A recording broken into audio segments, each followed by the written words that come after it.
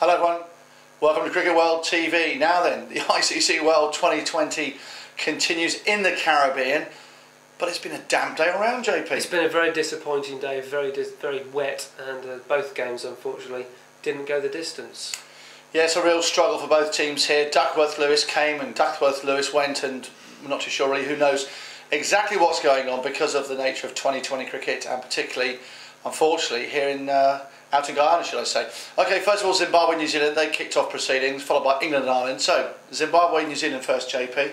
Yeah, New Zealand have gone through to the Super 8s. They go through along with Sri Lanka because a very disappointing game all round. Zimbabwe, they made a good start. They got to 58 for 1, and then they lost 9 wickets for just 26 runs, were bowled out for 84 inside 16 overs. A horrendous batting collapse, instigated by two men really. Nathan McCullum took 3 for 16, Scott Styrish took 3 for 5, and the interesting thing there was they both took their wickets in 1 over. So within 2 overs, effectively, that's all 6 wickets. Or pretty six much, wickets. Yeah. They weren't sort of back-to-back overs, but in sort of 12 balls, the game was pretty much over. And then in reply, New Zealand, I think they just came out and had a bit of a net, really. So we don't need to go berserk. They got to 36 for 1 in just under 9 overs. That was more than enough to be ahead of the Duckworth-Lewis when the rain came down and they couldn't get back on. They were 7 runs ahead, and they won the game by 7 runs. So they go through to the Super 8s along with Sri Lanka, as was, to be fair, pretty much expected right from the start.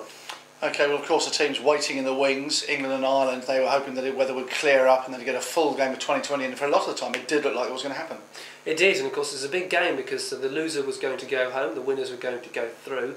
England batted first, they were put into bat by Ireland, and William Portfield knew there's a bit of weather around, so very sensibly said, well, we'll bat second, because usually Duckworth-Lewis seems to favour the side batting second. England didn't make a great fist of their batting, it has to be said. 120 for 8, Owen Morgan, again their star, 45 in 37 balls, a few runs from Lou Wright, and the openers did okay, but good effort from Ireland in the field. They dropped a couple of catches early on, but they were very sound after that. Couple of brilliant run-outs and very tight bowling indeed. And in reply, unfortunately, Ireland made it to 14 for 1 midway through the 4th over, and they couldn't get any more play because it really started to rain. No result, because Ireland were beaten by the West Indies by a bigger degree than England were. They go out and England go through.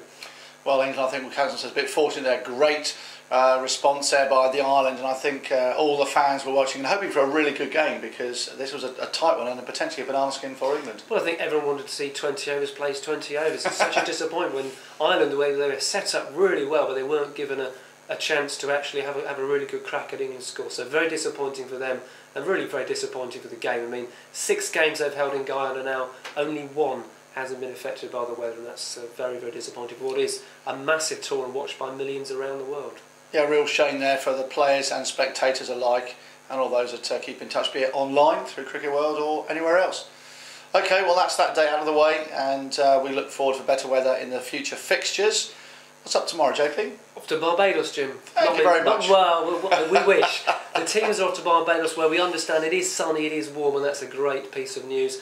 Australia play Bangladesh. Now, Australia should be too strong for Bangladesh, but let's not forget they lost to Bangladesh in 2005 at a one-day international in Cardiff, and they also didn't make the second stage of the 2009 ICC World 2020. A little bit of pressure on Australia, a little bit of pressure on Michael Clarke as captain, of course, now that Ricky Ponting doesn't play 2020 cricket. But all things being equal, Australia should progress. Look out for players like Shakib Al Hasan and Mohammad Ashraf. If they get going like they did against Pakistan, well, you never know. Later on in the day, we've then got South Africa against Afghanistan, and again, this should really be a case of South Africa being far too strong for the tournament debutantes, but Afghanistan will look to go out there and impress again like they did a couple of days ago. South Africa will want to hit the ground running.